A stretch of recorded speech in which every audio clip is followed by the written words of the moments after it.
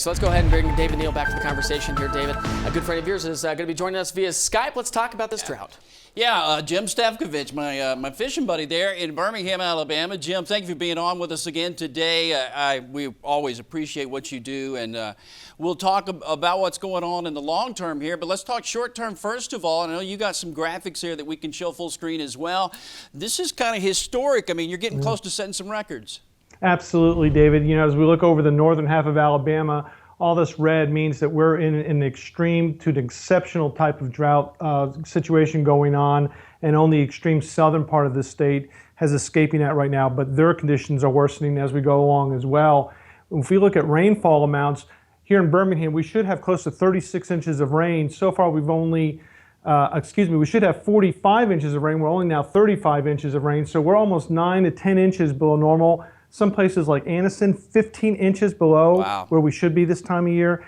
And here in Birmingham, we're on day 47 of no measurable precipitation, and the all-time record, since records have been kept since 1895, has been 52 days. Wow.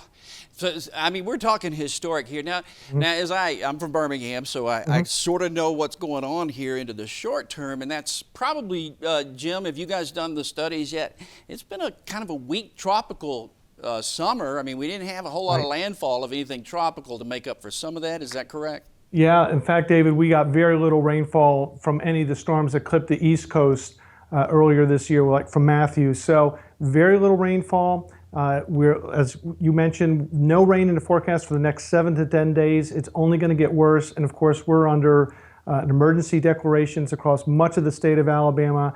And of course, no fires allowed, no burning, outdoor burning going on.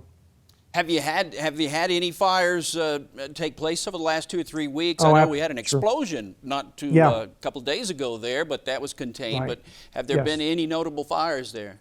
A lot of fires going on up in the northeastern part of the state, and then the typical ones, unfortunately, people throwing their cigarette butts out the window, and the grass is just so dry it immediately catches on fire, and it causes a lot of grass fires along interstates and highways.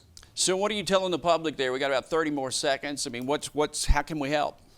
Well, there's no actual restrictions in place right now. That could change from the state of Alabama, but we're asking people to conserve water. The good news is we're at the time of year where the trees and the vegetation is not using that much water, so that's a good thing. So hopefully we get into November and we get some more rain, and that'll start alleviating the problem, but it's going to take a long time to get back to normal. Sure is. Meteorologist Jim Stephkovich, MIC there in Birmingham, Alabama.